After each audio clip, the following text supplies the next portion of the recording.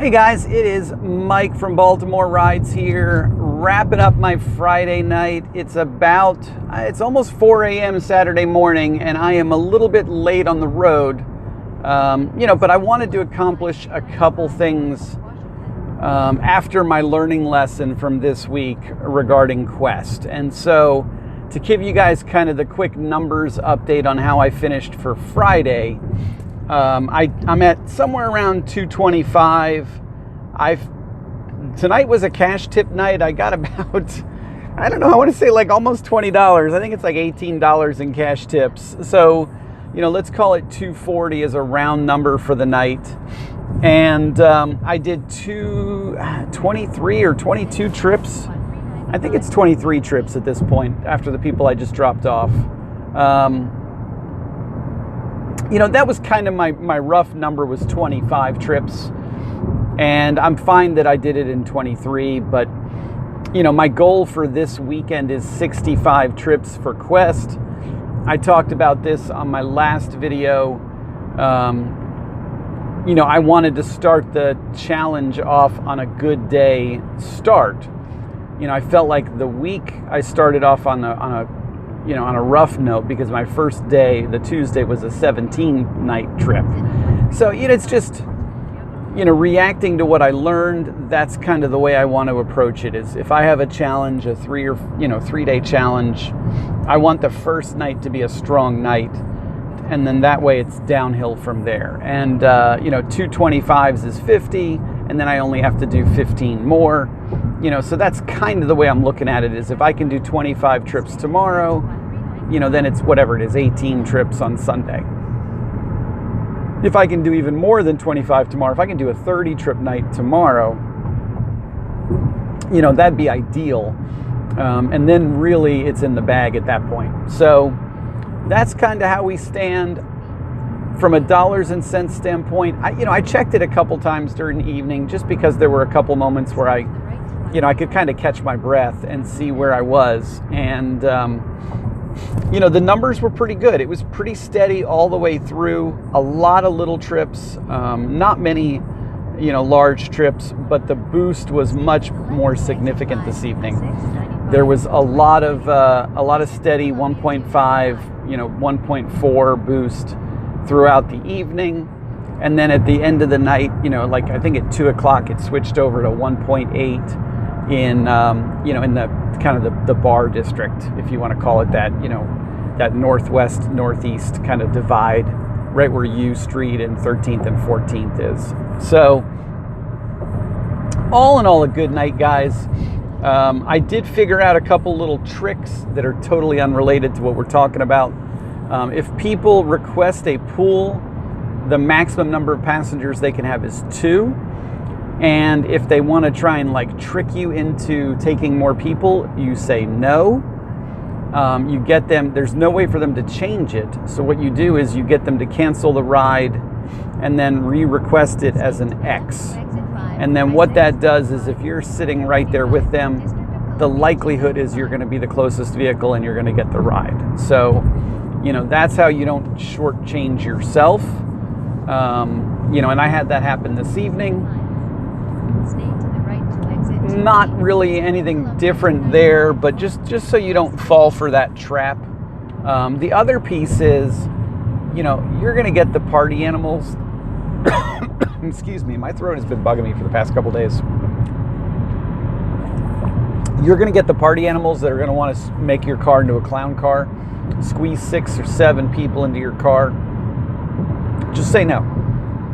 Just say 1 seatbelt per person. Everybody else is standing on the curb. I can't do it. If you needed a larger vehicle, you should have requested an XL, and then out they go. And that's not you being a jerk. It's not you being rude or disrespectful. It's you being honest. A, safety first. B, they're trying to be cheapskates. They're trying to pay X fees for an XL trip. And, gas mileage, the weight on your vehicle, what it's going to do to your suspension, all that crap, all adds into basically them being cheap and trying to get one over on the system. So, don't fall for it. Just don't fall for it. There is one minor thing they updated today in the Uber driver app. They updated the way survey ratings are done for us, meaning when we rate our passengers, it's a different looking screen. It auto defaults to 5-star. And so what happens is their name comes up, the 5 stars are already filled, and basically you can just click the button complete trip. Or if you click on 4 or less stars to change the rating, it gives you the pop-up menus. It gives you some like predefined choices where now you can rate the passenger with some like pre-filled in, rude or whatever. And I didn't rate anybody less than 5 stars tonight, but I did explore it. I did check it out for a few seconds. So, I probably need to look at it a little bit more in detail and just see what the predefined buttons are, because I just glanced at them.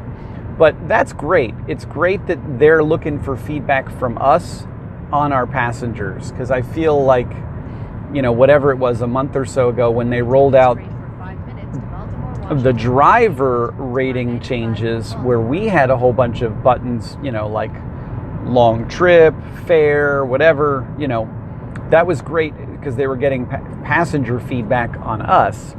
Now it's good that they're looking for feedback on their passengers from us. So I'm all for that.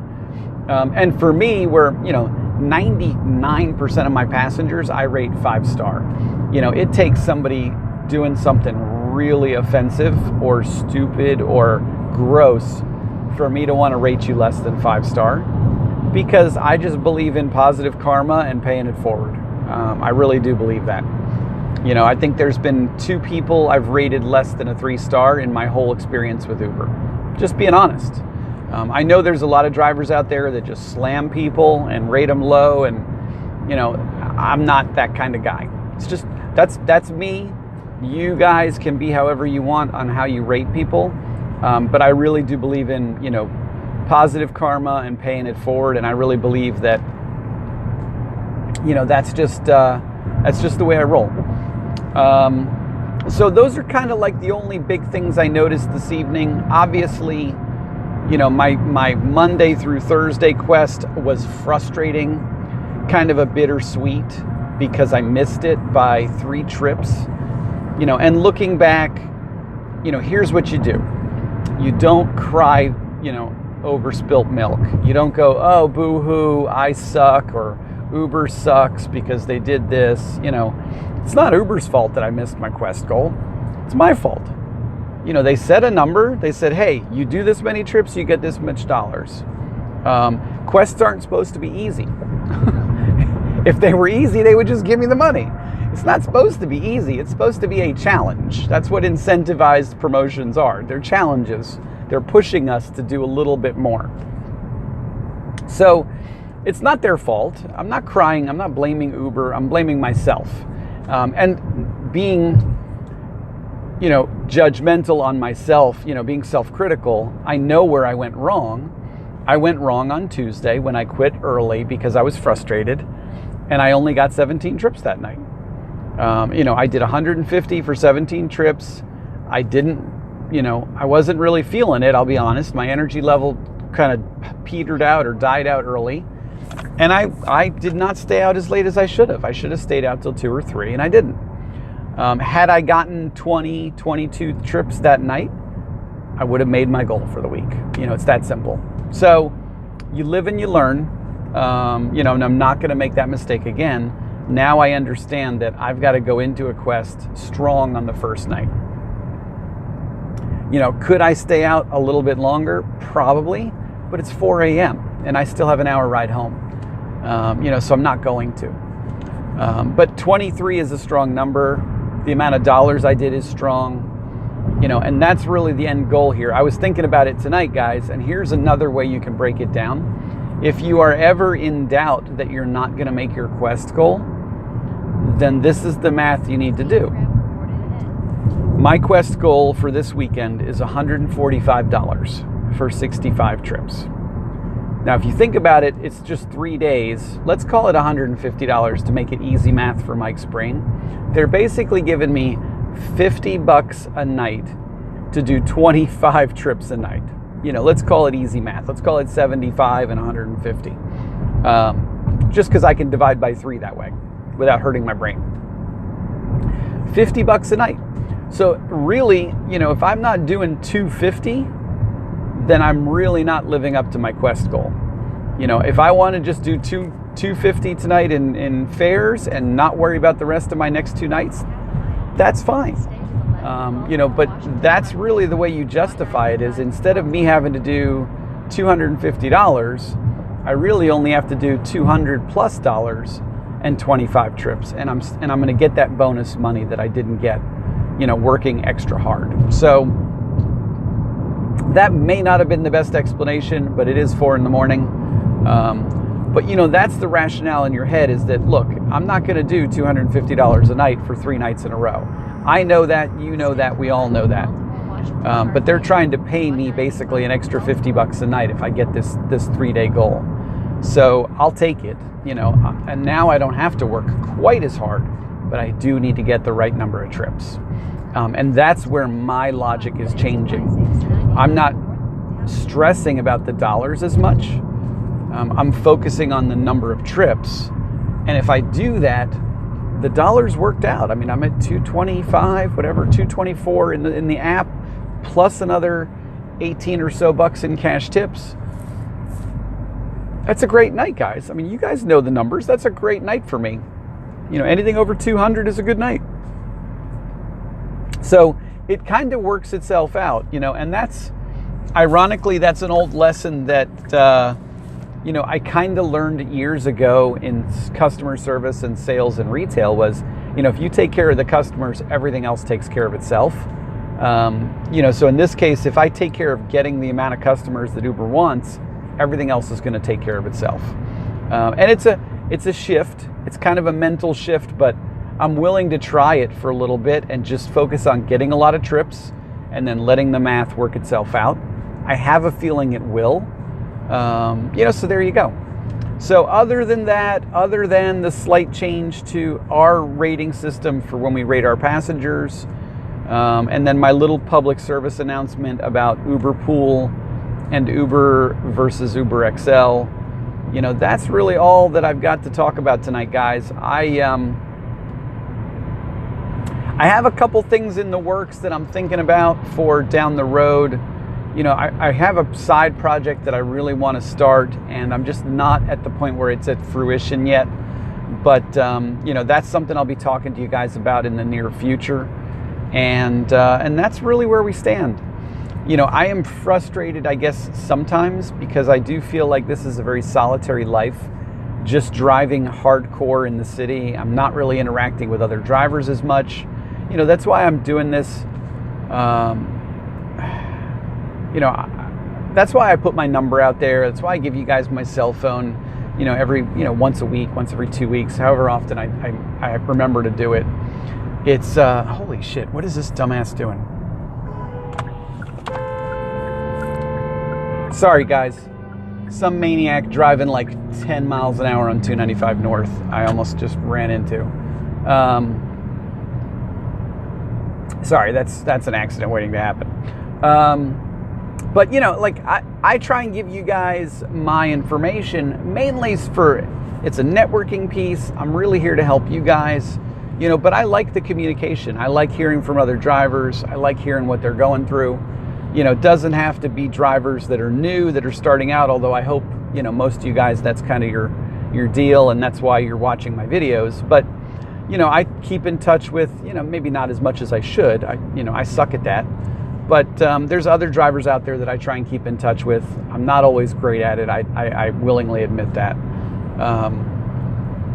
But that's how we get better as a whole, is that we share ideas with each other. It was one of the things that I thought was the best about BWI was we all talked to each other. We all shared secrets and tips and tricks and ideas, and we talked about what worked and what didn't. And it's one of the things I miss in that, now that I'm really kind of back just me in the car, I'm not getting that camaraderie piece. But for now, this is working. It's paying my bills. It's profitable. I'm actually doing better than I was when I was driving in Baltimore, or when I was doing BWI, or the hybrid version of both.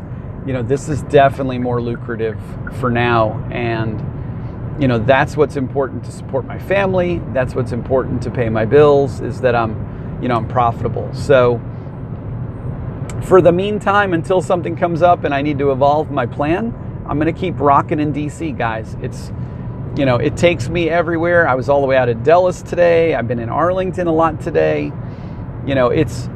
There's nights where you're just all over the place, but up in Forestville, College Park. I mean, there's, they do call it the greater DC area for a reason, because you're not just hanging out in downtown.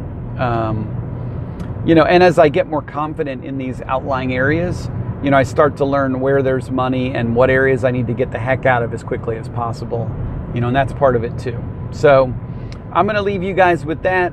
I will be back on the road tomorrow for my Saturday, my Saturday business, but I need to get home. I need to get some sleep. So you guys all have a great night, and I will talk to you soon. Bye.